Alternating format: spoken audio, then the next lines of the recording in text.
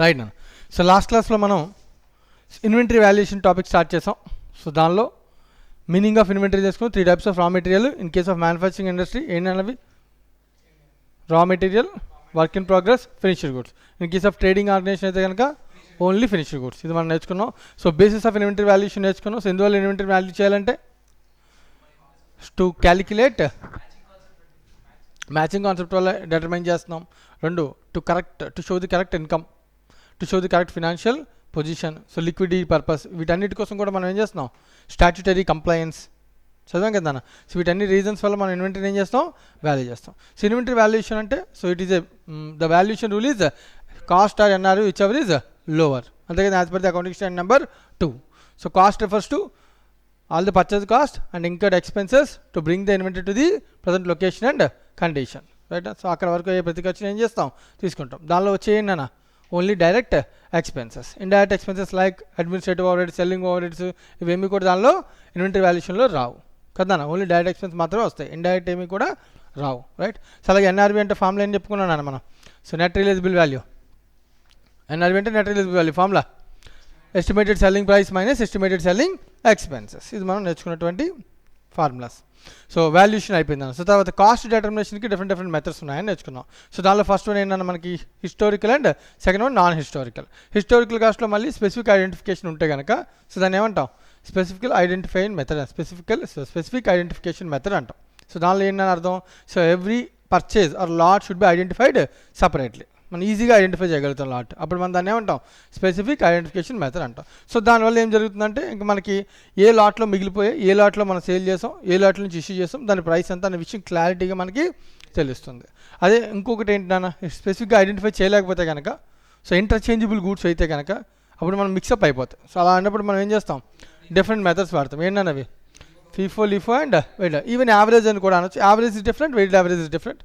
So 4 methods ఉండొచ్చు. But suggestible methods ఏంటన్నా, FIFO and weighted average. FIFO and weighted average are the suggestible methods, right? ఇది మనం last క్లాస్లో నేర్చుకున్నాం. అలాగే ఇంకొకటి నాన్ హిస్టారికల్ ఏం నేర్చుకున్నాం, అడ్జస్టెడ్ సెల్లింగ్ ప్రైస్ మెథడ్ కదా. సో దానిలో inventory should be valued based on the selling price. Sales price నుంచి బ్యాక్గ్రౌండ్ వర్కింగ్ చేసుకుంటూ మనం ఏం చేయాలి, ఇన్వెంటరీని వాల్యూ చేయాలని నేర్చుకున్నాం కదా. సో ఇది స్టాక్ వాల్యుయేషన్ కోసం కాస్ట్ డిటర్మినేషన్ అనే పాయింట్ గురించి మనం మాట్లాడుతున్నాం. ఇదంతా కూడా దేనికోసం అన్న, స్టాక్ వాల్యుయేషన్, అంతే కదా. స్టాక్ని ఎందుకు వాల్యూ చేయాలంటే మ్యాచింగ్ కాన్సెప్ట్. ద పర్చేజ్ వాల్యూలో మొత్తం అన్ని గూడ్స్ ఉంటాయి. సో దానిలో స్టాక్ని మనం మైనస్ చేస్తేనే it is compared with income, that is called sales. So cost of goods sold should be compared with sales, not the cost of goods purchased, right? So పర్చేజ్తో compare చేయకూడదు. ఎందుకు compare చేయాలి, సోల్డ్తో compare చేయాలి. So పర్చేజ్కి సోల్డ్కి difference ఏంటి, స్టాక్ని అడ్జస్ట్ చేయాలి. స్టాక్ని అడ్జస్ట్ చేయాలంటే స్టాక్ని ఏం చేయాలి, వాల్యూ చేయాలి. సో వాల్యూ చేయాలంటే మనకి ఏం కావాలి, మెథడ్స్ కావాలి, రైట్? సో కాస్ట్ కావాలి, ఎన్ఆర్వి కావాలి. కాస్ట్ కావాలంటే మెథడ్స్ కావాలి. సో ఈ మెథడ్స్ ద్వారా కాస్ట్ని డిటర్మైన్ చేసి క్లోజ్ స్టాక్ వాల్యూని అడ్జస్ట్ చేసి సేల్స్తో కంపేర్ చేసి GPR, GL, gross profit or gross loss అనేదాన్ని మనం క్యాలిక్యులేట్ చేస్తాం. ఇది లాస్ట్ క్లాస్లో మనం నేర్చుకున్నటువంటి థియరీ, రైట్? సో ఇప్పుడు దీన్ని బేస్ చేసుకుని మనం కొన్ని సమ్స్ చేద్దాం, right? First illustration number 1. So జాగ్రత్తగా అబ్జర్వ్ చేయండి, చాలా ఈజీగా ఉంటాయి, పెద్ద కష్టమేమి ఉండదు. So illustration number 1.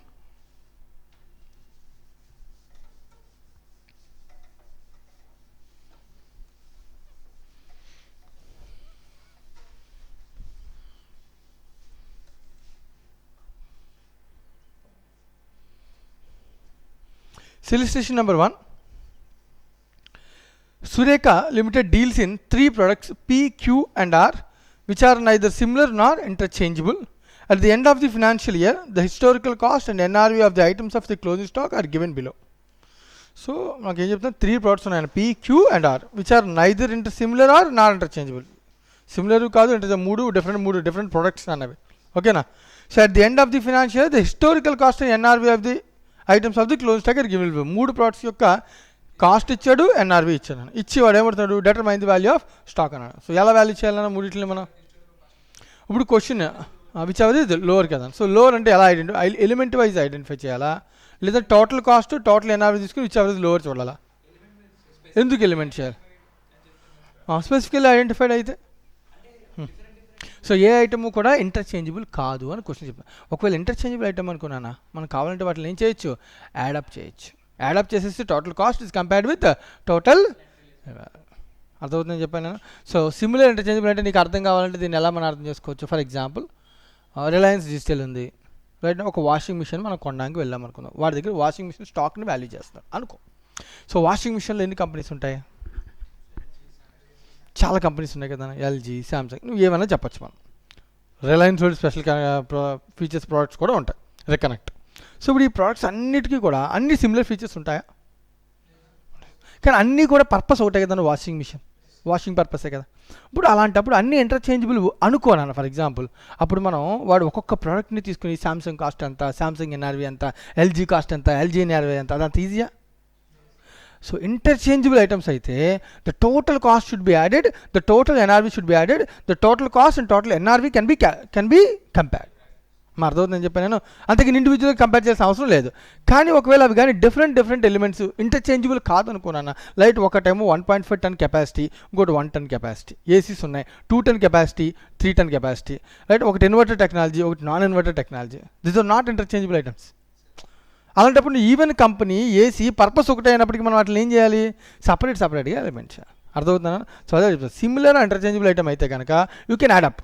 So not similar interchangeable అయితే కనుక you have to calculate element or product wise stock valuation. ఓకేనా? సో అదే ఇక్కడ చెప్తున్నాడు, పీక్యూఆర్ 3 ప్రోడక్ట్స్ ఉన్నాయన్న. సో మూడింటిని విడివిడిగా ఎందుకు చేయాలంటే సిమిలర్ లైన్ ఎక్కడే ఉందన్న, they are neither similar nor interchangeable కాదు కాబట్టి.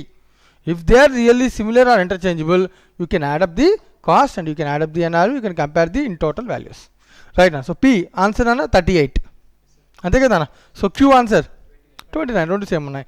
Are answer 14, whichever is lower, right. So this is what is the value of inventory. అప్పుడు ఎంత అవుతుందన్న ఇన్వెంటరీ వాల్యూ ఎంత చూపించాలి వాడు? 38 ప్లస్ 29 ప్లస్ 14 50 81, రైట్ నా. So total value is 81 in lakhs. మా ఫస్ట్ క్వశ్చన్ క్లియరేనా? ఒక నోట్ పాయింట్ దానికి సంబంధించింది రాయండి నోట్స్లో. The goods are not similar or interchangeable. Goods are not similar or interchangeable, then inventory should be valued. Light engine. Sorry. Inventory should be valued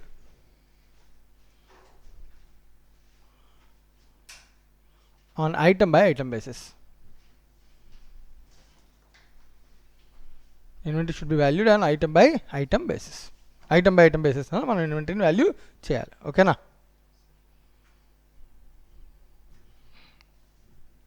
so దీనికి board మీద చెప్పాల్సిన అవసరం ఏం లేదు కదా.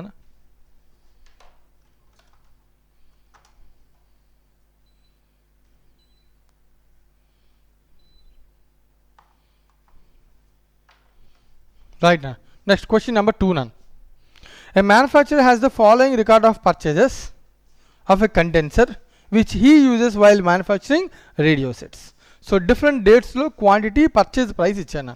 ఇచ్చి 1600 units are issued during the month of December till 18th December అని అన్నాను. ఇది ఇచ్చి మళ్ళీ అడుగుతున్న క్వశ్చన్ ఏంటి?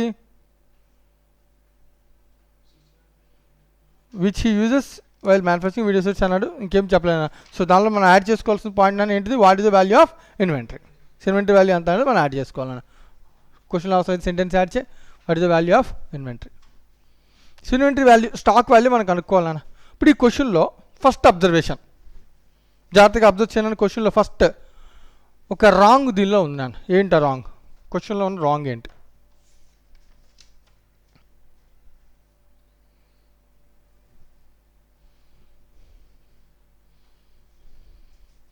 ఈ క్వశ్చన్లో రాంగ్ ఏంటన్నా?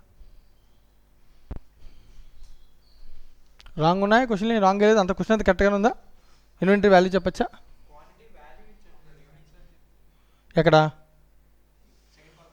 సెకండ్ కాలంలో క్వాంటిటీ ఇచ్చాడు, పక్కన ప్రైస్ పర్ యూనిట్ కూడా ఇచ్చాడు కదా. ఇంకేం కావాలి? చూడండి క్వశ్చన్ చూడండి, జాగ్రత్తగా అబ్జర్వ్ చేయండి.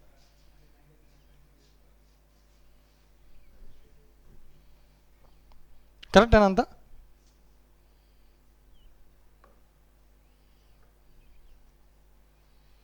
ఫస్ట్ దీనిలో ఉన్న ప్రాబ్లం ఏంటంటే 1600 units are issued till December 18th అన్నాడు. స్పెసిఫిక్ డేట్ అవ్వలేదు. ఎందుకనంటే మనకి till 18th we have 3 items, 3 different rates, not one rate. If you have only one rate, no issue.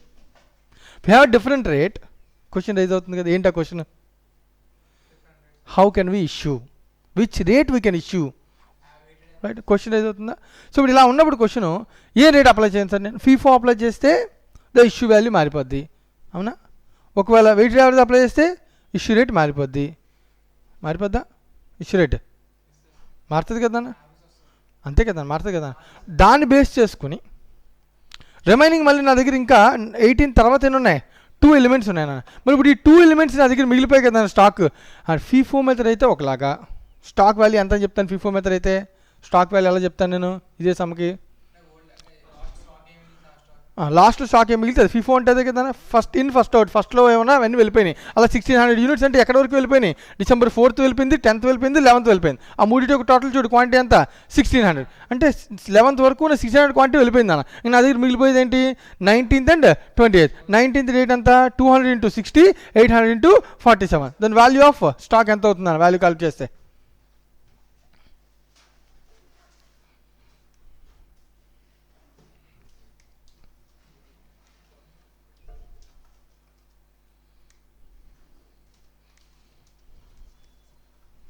మీ క్వశ్చన్లో చాలా ప్రాబ్లమ్స్ ఉన్నాయి, కొంచెం కాన్సన్ట్రేట్ చేయాలి, అందుకని నేను స్పెసిఫిక్గా చెప్తున్నాను నేను.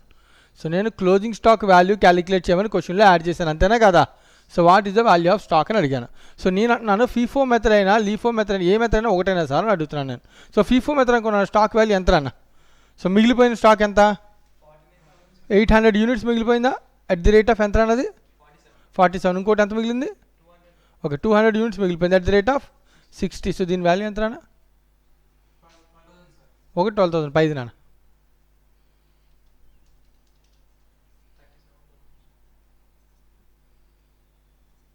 37,600 ప్లస్ 12,000 టోటల్ ఎంత అన్న?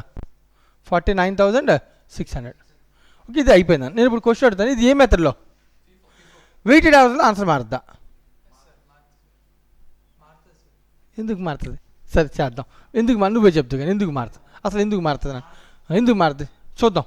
రైట్, ఫర్ ఎగ్జాంపుల్ నేను అంటాను 800 units at the rate of, నేను అప్పటిదాకా ఏమైనా రేట్స్ వేరే ఉన్నాయా నా దగ్గర? అప్పటిదాకా ఇంకేమైనా స్టాక్ మిగిలిందా? ఏం మిగలేదు కదా. Okay done. ఇది ఎంత అన్న value? 37,600. 200 units at the rate of 16 అంటే వాల్యూ ఎంత? 12,000. సో ఓవరాల్ వాల్యూ ఎంత? 49,600. నువ్వు మహా అయితే రేట్ మారుస్తావు కానీ క్వాంటిటీ సేమ్, వాల్యూ సేమ్ నాన్న, రేట్ మారుతుంది. అందుకే the value of stock is same కదా ఈ మెథడ్లో. మెథడ్ ఏదైనా కానీ the stock value is same. అర్థమవుతుంది నేను చెప్పాను నేను. సో ఈ క్వశ్చన్లో what is the value of closing stock అంటే అది ఫీఫో మెథడ్ అయినా అదే ఆన్సర్, వేరే మెథడ్. సో వెయిట్ యావరేజ్ మెథడ్లో మనం ఏం చెప్తాం? సపరేట్ రేట్ అయితే చెప్తాం, ఎందుకంటే ఇలా ఇండివిజువల్ రేట్స్ని చెప్పాం. బట్ ఫీఫోలో అయితే చెప్తాం individual rates. So weight average method దీని answer ఏమవుతుందన్న?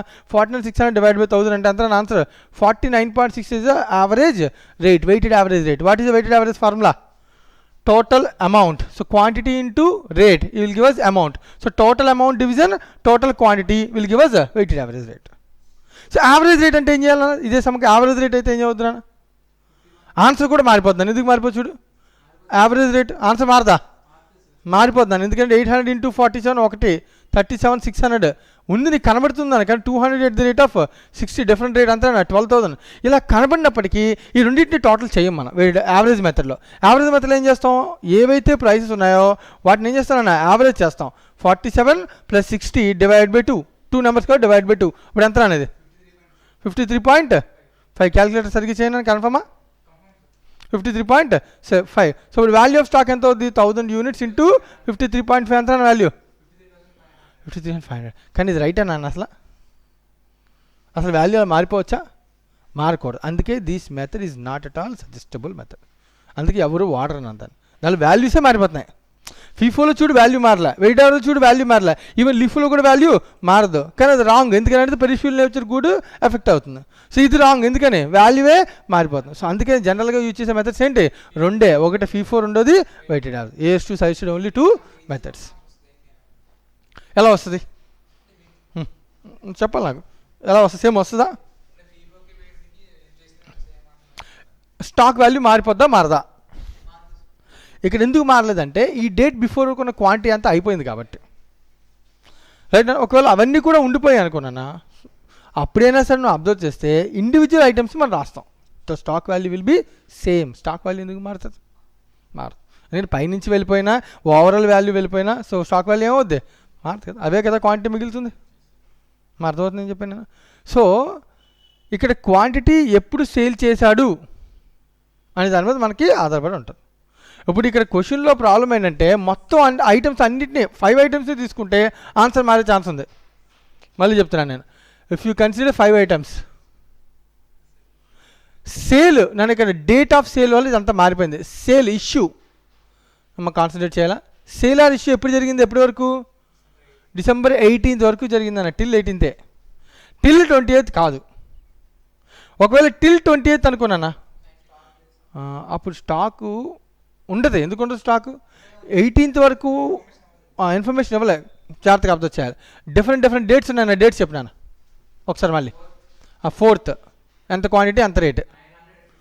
900 right. Next 10th 400 55 right. Next 11th 300 55 right. Next 19th 200 60 right. Next 28th 800 47 right. ఇప్పుడు నా ఇష్యూ కాన్సన్ట్రేట్ చేయాలి. ఇప్పుడు ఇన్న నా ఇష్యూ 18th వరకు ఉన్నదని చెప్పలేదు ఈసారి నాకు. అనుకుందాం ఇష్యూ మంత్ అంతా కలిపి 1600 ఇష్యూ అన్నాడు అనుకుందాం. మంత్ అంతా కలిపి 1600. ఇప్పుడు దీనిలో ఇవి ఫస్ట్ అని క్వశ్చన్ నాకు తెలుసా? తెలియదు. ఫీఫోలో అయితే ఈ ఆన్సర్ వస్తుంది నాన్న. ఇప్పుడు వెయిటెడ్ యావరేజ్లో అయితే ఇవన్నీ వేరు కదా నాన్న. సో కాబట్టి ఇప్పుడు నా వాల్యూ మారిపోద్ది. ఎందుకు మారిపోద్ది? నువ్వు అబ్జర్వ్ చేస్తే 900 × 50 ఎంత నా వాల్యూ? 45,000. నెక్స్ట్ ఇక్కడ 400 × 55 క్యాలిక్యులేటర్ కొట్టాలి ఫస్ట్గా 22,000 right. Next 300 × 55 so next 12,000. Next 800 × 47 37,600 total please.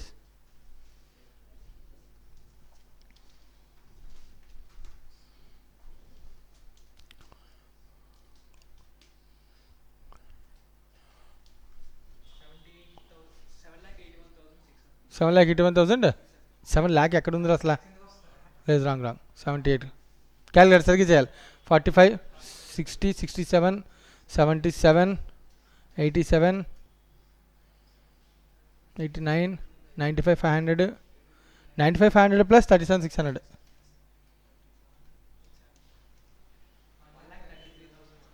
1,33,100 total quantity నాన్న. 1600 plus 1000 2,600 నాన్న. డివైడ్ బై నాన్న రేట్ అంతా చూడన్నా. 1,33,100 divide by 2,600 1,33,100 divide by 2,600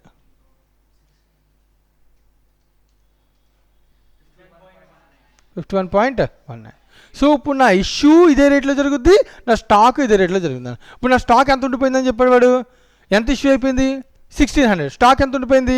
1000. So నా స్టాక్ వాల్యూ ఎంత అంటే 51.19 ఎంత? 51190. సో వాల్యూ సేమ్ ఉందా నాన్న? అబ్జర్వ్ చే లేదు. సో ఇక్కడ ఎందుకు సేమ్ వచ్చింది? ఎందుకంటే నా దగ్గర డిఫరెంట్ రేట్స్కి ఇష్యూ చేయడానికి లేవు. ఇంకా ఒకటే డిఫరెంట్ రేట్స్తో ఇష్యూ లేనప్పుడు ఇష్యూ వరకు ఉన్న 3 ఆల్రెడీ ఏమైపోయినాయి? ఇష్యూ అయిపోయినాయి. నా దగ్గర మిగిలిపోయిన స్టాకు నువ్వు ఫీఫోలో కౌంట్ చేసినా వెయిట్ యావరేజ్ చేసినా ఓవరాల్ వాల్యూ ఏముంటుంది? సేమ్ ఉంది. రెండింటిని కలిపేసుకుంటా అంతే కదా. సో అందువల్ల నాకు వాల్యూ ఏమవ్వాలి ఈ క్వశ్చన్లో మాట్లాడలేదు. సో క్వశ్చన్లో ఫీఫో అడిగితే దీని ఆన్సర్ ఎంతనా? 49,600. ఒకవేళ ఈ క్వశ్చన్లో వెయిట్ యావరేజ్ అడిగితే 49,600. ఇదే క్వశ్చన్లో ఒకవేళ December end వరకు డేటా చెప్పకుండా December end వరకు చెప్పి ఓవరాల్ మంత్ అంతా కలిపి ఎంత ఇష్యూ అయిందని చెప్తే the answer is wait average అయితే 51 అంటే ఒకవేళ ఇదే ఫిఫో మెథడ్ అయితే దీనిలో ఫిఫో మెథడ్ అయితే కూడా ఇదే కదా నా ఆన్సర్. సేమ్ ఆన్సర్ ఎంత వస్తున్నా? 49,600. ఎందుకంటే పాతి అన్నీ వెళ్ళిపోయినాయి, మిగిలిన 2 అని చెప్తాం కదా మనం ఫీఫోలో. సో కాబట్టి so answer 49,600 right. So answer మారిపోయే అవకాశం ఉంటుంది. క్వశ్చన్ టు క్వశ్చన్ కొంచెం ప్రమాదకరమైన ఇష్యూస్ ఉంటుంది రైట్ నా. Okay.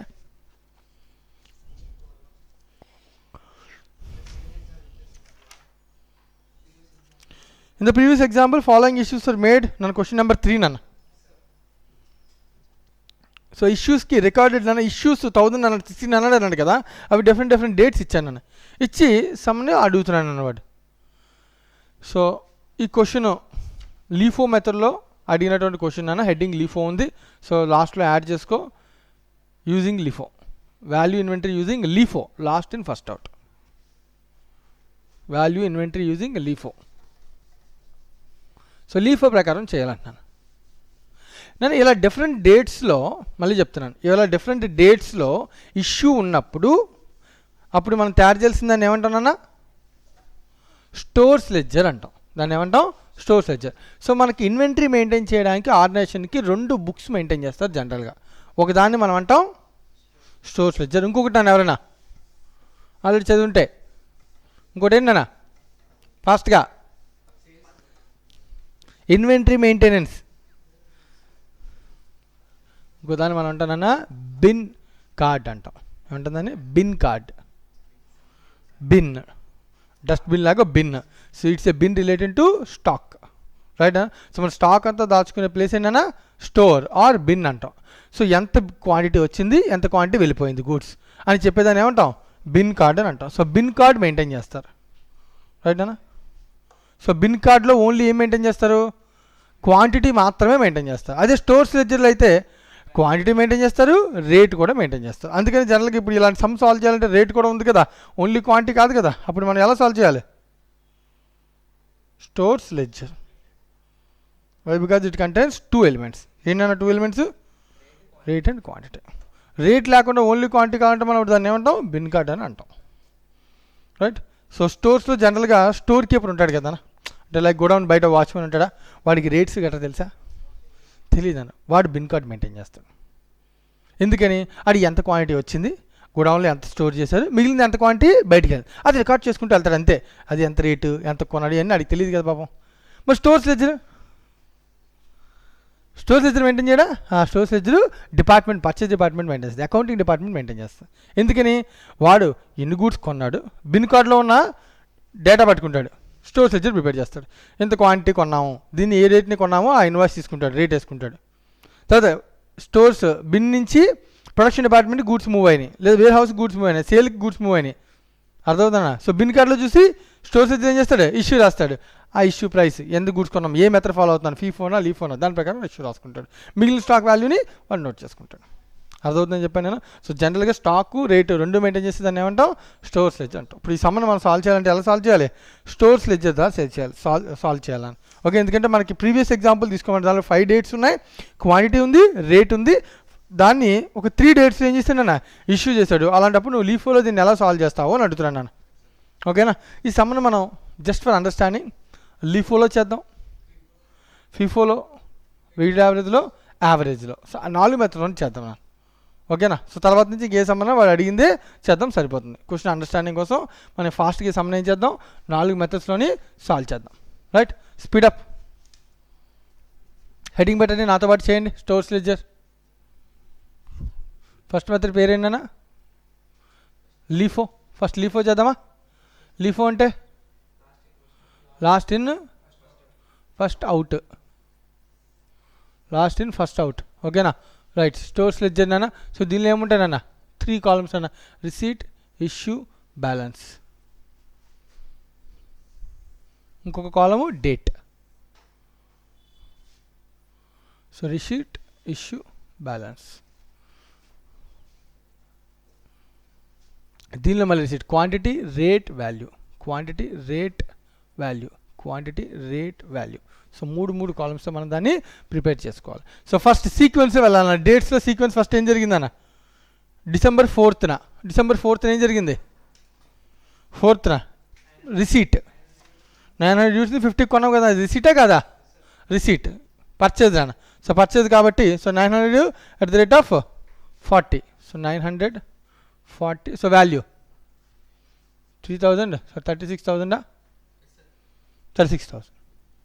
So every date it should be balanced, it should be calculated every day, right అన్న. సో December 4th అయిపోయింది, దానికి ఏం లేదు. 4th ఇంకేమీ ఇష్యూ జరగలేదు కాబట్టి సేమ్ డే ఇష్యూ జరిగిందా, నెక్స్ట్ ట్రాన్సాక్షన్ ఎప్పుడు జరిగింది చూడు, 5th ఇష్యూ ఉంది కాబట్టి ఇష్యూ 4th ఏం లేదు కాబట్టి అదే బ్యాలెన్స్ మిగులుతుంది అన్న. సో 940, 36,000.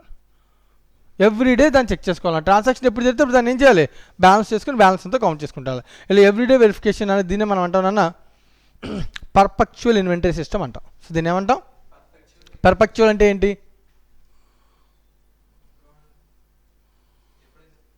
ఎప్పుడు జరిగితే ట్రాన్సాక్షన్ అప్పుడు వెళ్ళి వెరిఫై చేసుకుని ఉంటాడు. గూడ్స్ ఎంత ఉన్నాయి, ఎన్ని ఇష్యూ చేసాం, ఎంత వచ్చినాయి. సో ఒకవేళ కానీ వాడి దగ్గర నిజంగా స్టాక్లో ఉండాల్సి లేవు అనుకున్నా అంటే వాడు వెంటనే ఐడెంటిఫై చేయగలడు. డేట్ని ఏం ఐడెంటిఫై చేయగలడు? బొల్లి క్వశ్చన్ అడుగుతాను. ఒకవేళ ఇది రిసీట్, ఇష్యూ కూడా ఉంది నాన్న, బ్యాలెన్స్ ఉందన్న, మళ్ళీ నెక్స్ట్ డే మళ్ళీ రిసీట్ ఉంది, ఇష్యూ కూడా ఉంది. ఈ రిసీట్ ఇష్యూ ఎక్కడ కనబడతాయి? రిసీట్ కానీ ఇష్యూ కానీ ఎక్కడ కనబడతాయి? బిన్ కార్డులో రిసీట్ ఏమైనా ఉంటే రాసుకుంటాడు, ఇష్యూ ఏమైనా రాసుకుంటాడు, క్లోజ్ బ్యాలెన్స్ రాస్తాడన్న. ప్రీవియస్ బ్యాలెన్స్ కూడా ఉంటుంది కదా. ఇప్పుడు క్వశ్చన్ మార్క్ రైజ్ అవుతుంది అనమాట. వెంటనే ప్రీవియస్ బ్యాలెన్స్ ఇది కలిపి వెళ్ళి గోడౌన్కి వెళ్తాడు, వెరిఫై చేస్తాడు, ఫిజికల్ కౌంటింగ్ చేస్తాడు ఇమీడియట్గా. ఫిజికల్ కౌంటింగ్ చేస్తే అది ఉన్నదనుకున్నాను మొత్తం మన బుక్స్లో ఉన్న ప్రకారం వాల్యూ ఉందనుకున్నాను. దాని అర్థం నా అకౌంటింగ్ అంతా బాగా జరుగుతుంది. సడన్గా తెలిసిపోయింది అక్కడ బుక్స్, అక్కడ వాల్యూ ఒకటి ఉంది, నా బుక్స్లో ఒకటి ఉంది. ఇక్కడ వాల్యూ ఏమో 990 క్వాంటిటీ ఉంది, ఇక్కడేమో అదే బ్యాలెన్స్ ఏమో 1000 క్వాంటిటీ ఉంది. అప్పుడు ఏం కనిపెట్టగలవాడు? ఇమీడియట్గా లాస్ జరిగింది, నా క్వాంటిటీ తగ్గిపోయింది కదా, సో ఏదో లాస్ జరిగింది. రీజన్ ఏంటి? మెటీరియల్ మిస్ హ్యాండ్లింగ్ జరిగిందా, లేదంటే ఏ ఎలకలైనా తినేసాయా, సో ప్రోడక్ట్ ఎందుకు పోయింది, రైట్ అన్న. ఇలా కంటిన్యూస్ వెరిఫికేషన్ ద్వారా, పర్పచువల్ సిస్టమ్ అంటే అదే, కంటిన్యూస్ చెకింగ్ ద్వారా, కంటిన్యూస్ ఇన్వెంటరీ వాల్యుయేషన్ ద్వారా వాళ్ళు ఏం ఐడెంటిఫై చేస్తారు? లాస్ని ఐడెంటిఫై చేయగలుగుతారు. అదే ఇంకొక సిస్టమ్ ఉంది, దాని పేరు పీరియాడికల్ ఇన్వెంటరీ సిస్టమ్ అంటాం. ఆ సిస్టమ్ కానీ ఫాలో అయితే వాడు లాస్ ఇంకేమీ ఐడెంటిఫై చేయాలి. ఎందుకంటే ఏ రోజు తెలియదు కదా పాపం. ఎప్పుడు చేస్తారు పీరియాడికల్ ఇన్వెంటరీ చెకింగ్లో? ఎప్పుడో ఒక పీరియడ్ అయిపోయాక, ఆ మంత్ పెట్టుకోవచ్చు, 6 months పెట్టుకోవచ్చు, 1 year పెట్టుకోవచ్చు. సో 1 year తర్వాత వెళ్ళి గోడౌన్లో స్టాక్ అంతా చూసి క్లోజ్ స్టాక్ వాల్యూ రికార్డ్ చేసుకుంటాడు. పర్చేస్ చేసిన అన్ని డాక్యుమెంట్లో పర్చేస్ ఇన్వాయిస్ ద్వారా డెబిట్ చేస్తాడు ట్రేడింగ్ అకౌంట్లో పర్చేజెస్. సేల్ చేసిన అన్ని సేల్ బిల్స్ ద్వారా క్రెడిట్ చేస్తాడు. స్టాక్ ఏమో గోడౌన్లో ఆ రోజు ఎంత ఉందో అంత రాసేసుకున్నాను అన్న. అంటే దాని అర్థం డిఫరెన్స్ ఎక్కడికి వెళ్ళిపోయింది? సేల్స్, పర్చేజ్, స్టాకు డిఫరెన్స్ ఎక్కడికి వెళ్ళిపోద్ది? ప్రాఫిట్ ఆర్ లాస్ అని జీపీకి వెళ్ళిపోద్ది. దానిలో లాస్ ఉంటే ఉందో లేదో నీకు తెలుసా? అంటే the GP includes loss. It will be adjusted with loss if you are following periodic system. So other than perpetual system వల్ల ఏంటి benefit? If you can find the loss. If you can identify, you can find the loss, you can value the loss, it will be shown in the books. అర్థమవుతుందని చెప్తాను నేను. So situation అలా create అవ్వాలి అంటే we have to follow the perpetual. So ఈ perpetual system follow అవ్వాలి అంటే మళ్ళీ it's a costly affair. So ఖచ్చితంగా ఒక పర్సన్ దీనికి ఇన్ఛార్జ్ ఉండాలి, స్టోర్ సర్జరీకి ఇన్ఛార్జ్ ఉండాలి కదా. These are all the theoretical points. So ఎగ్జామ్లో క్వశ్చన్స్ అడగచ్చు, like explain the difference between periodic and perpetual. So perpetual సిస్టంలో అంటే కనుక ఏం చేస్తాను? Stock will be verified in a sequence, right, regularly, right, you can say it is regularly. So inventory is valued regularly. So దానివల్ల ఏం జరుగుతుందన్న? We can identify the losses, right. It is not adjusted with the gross profit or gross loss. In case of continuous, sorry not continuous, ఇంకా periodic. Perpetual అంటే continuous. So periodic సిస్టంలో the inventory is valued after a certain period. So the loss is adjusted with in the GP, right అన్న. The loss is adjusted with in the GP. So it is not a high cost, it is not costly, it is less cost, not cheaper, అలా cheap అని కూడా అన్నాం. So less expensive. But continuous checking or perpetual system is a costly affair and advantages అదే. So like subsidiary books ఎలా అయితే మనం నేర్చుకున్నాం, person in charge ఉంటాడు, it will be costlier as well it is having some advantages. Similarly ఇది కూడా అంతే. Perpetual system follow అవడం వల్ల ఏమవుతుందన్న? It is costlier, it have some advantages. Costly is a disadvantage. Costly అంటే అడ్వాంటేజా? సమ్ ఆర్గనైజేషన్స్కి అవి డిసడ్వాంటేజ్. పెద్ద ఆర్గనైజేషన్స్ అయితే ఫాలో అవ్వగలరు, బేర్ చేయగలరు, కానీ మిగతా వాళ్ళు ఎవరు బేర్ చేయలేరు, రైట్ నా. సో ఫస్ట్గా కంప్లీట్ చేద్దాం. సో థియరీ కూడా చెప్పాను నేను కొంతవరకు దీనిలో. సో నెక్స్ట్ December 5th ఏం జరిగిందన్న? 40 అని చెప్పాడు వీడు. 50యా? Okay, sorry, 50. సో అప్పుడు ఎంత అవుతుందని వాల్యూ ఇది? 45,000. సారీ,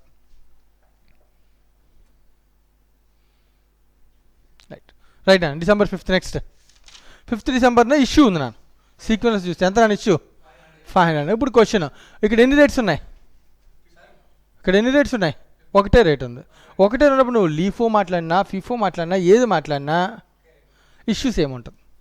ఇక్కడ ఎప్పుడైనా సరే వాల్యూ ఎప్పుడు మారుతుంది? ఇష్యూ 2 or more రేట్స్ ఉన్నప్పుడే కదా క్వశ్చన్ మార్క్. మల్టిపుల్ ప్రోడక్ట్స్ అవన్నీ కూడా మిక్స్ అయిపోతుంది కదా problem.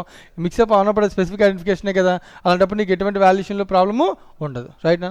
So 500 @ 50, that equals to 25 1000. ఇంకా మిగిలింది ఎంతనా 400/50, that equals to 20,000. So every day it should be balanced and continuous verification should be done because we are following perpetual inventory system. Right, next one, dates. 10th December ఎంత పర్చేదా లేదా ఇష్యూవా? Purchase ఎంత అన్న 455 value నాన్న.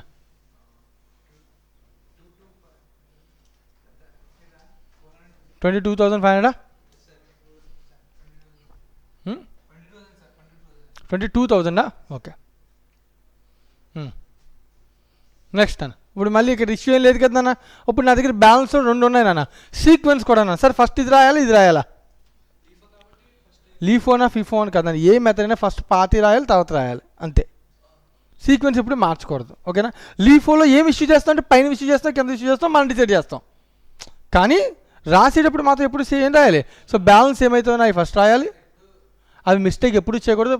సీక్వెన్స్ని 455 that equals 22,000. విధానం ఇప్పుడు ఇదేనన్న. Balance ఏవైతే ఉన్నాయో అవి ఫస్ట్ వస్తే కొత్తగా వచ్చి ఇక్కడ రాస్తాను. కానీ ఇప్పుడు క్వశ్చన్ ఏంటంటే నెక్స్ట్ మళ్ళీ ఇష్యూ అన్నాడు అనుకో, ఇష్యూ అన్నప్పుడు ఫీఫో అయితే ఈ రెండింటిలో ఏది ఇష్యూ చేస్తాం? ఉన్న డేట్న ఉన్న దానిలో ఇష్యూ చేస్తాం. ఫీఫో అయితే first in first out, so అంటే ఇది ఇష్యూ చేస్తాం రైట్. లీఫో అంటే ఇవి ఇష్యూ చేస్తాం అంతే రైట్. ఇంకా పాత వాటితో సంబంధం ఉండదు. Everyday it should be balanced right. అదే మీనింగ్ లీఫో అంటే రైట్. నెక్స్ట్ ఉన్న డేటాలో లేటెస్ట్ ఫస్ట్ ఉన్నవి ఇష్యూ చేస్తాను. నెక్స్ట్ ట్రాన్సాక్షన్ ఎప్పుడు నాన్న 11. సో 11th ఏం జరిగిందన్న మళ్ళీ రిసీట్ ఎంత అన్న? రిసీట్ 300 × 55 ఎంత అన్న?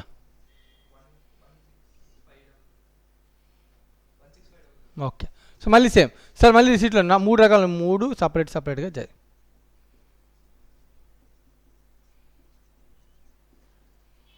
ఇంకొకటి వచ్చిందన్న 355.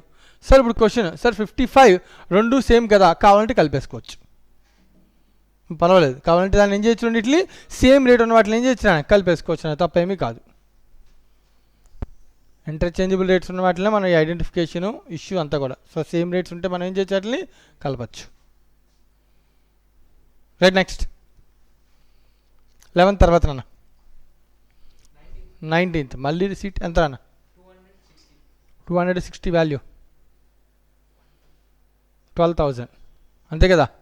సో బ్యాలెన్స్ రాసేస్తాను మళ్ళీ సేమ్ క్వశ్చన్ 450 20,000 455 22,000 355 16,500. నెక్స్ట్ అన్న 260 12,000.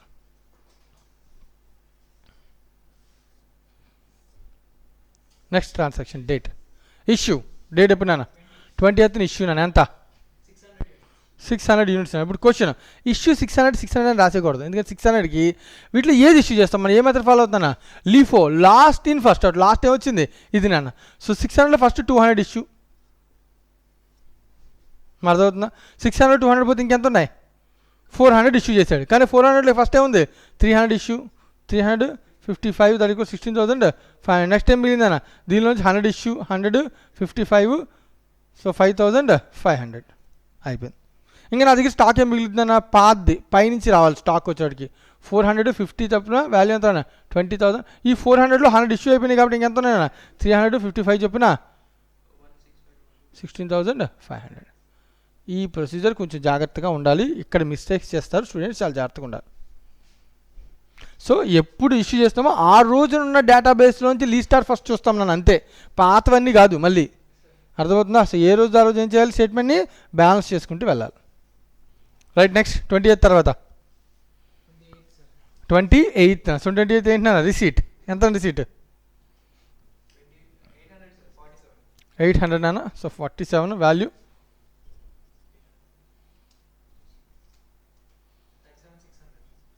37,600. సో బ్యాలెన్స్ ఇస్తాం మళ్ళీ. సో 450 20,000 ఇవి పాతది, దాని తర్వాత పాత మిగిలింది 355 16,500. దీని తర్వాత కొత్తగా వచ్చింది అంతా 847 వాల్యూ 37,600. సో అయిపోయింది ఇది. సో లాస్ట్ అండ్ ఫైనల్ ఇంకొక డేట్ ఉందని, ఏంటో డేట్ 29th. సో 29th ఏం జరిగిందని ఇష్యూ 500 ఇష్యూ. సో 500 అంటే మళ్ళీ క్వశ్చన్ ఏ మెథడ్ ఇది, లీఫో అంటే ఎక్కడి నుంచి ఇష్యూ చేస్తాం, లాస్ట్ది. సో 500 ఇంటూ 47 ఇష్యూ చేస్తాం. ఉన్న డేట్లో లీస్ట్ ఏముంది అదే కదా, సో లాస్ట్ ఏముంది అది ఇష్యూ చేస్తాం. Last in first out, right నా ఎంత రానా 23,500. ఇంకా మిగిలేదు ఏనా ఇక్కడ 400 ఇంటూ 50 20,000, 300 ఇంటూ 55 16,500, ఇంకొక 300 into 47 that equals to 14,100. So total value stock inventory value ఎంత అంటే, స్టాక్ అని అనేది కాస్టే ఎన్ఆర్బి అది, ఇది కాస్ట్ అని ఎన్ఆర్బి మళ్ళీ కనుక్కొని దాన్ని కంపేర్ చేసి దాన్ని ఏం చేయాలి, విచ్ ఎవర్ లోవర్ వాల్యూ చేయాలి. So what is the cost value 20, 30, 40, 50 50,600 అంతేనా. 50,600 under LIFO, last in first out.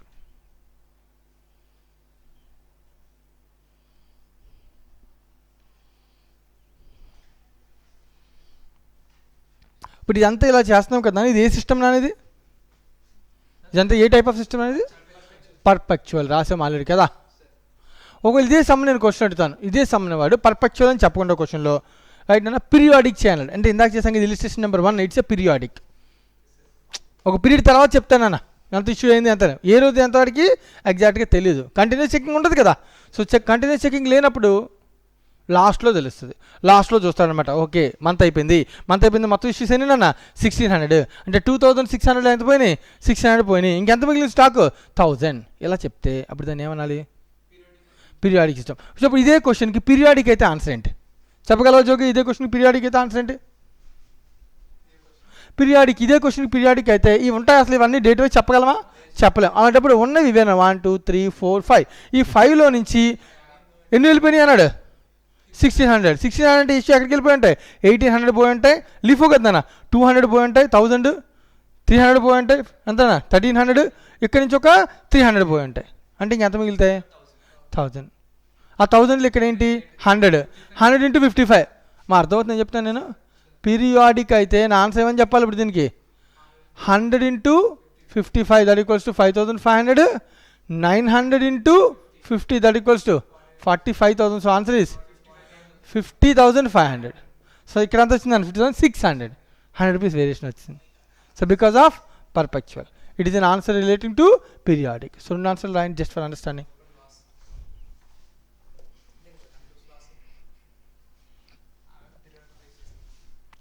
So inventory value అనేది నీకు తగ్గిపోయింది పీరియాడిక్లో.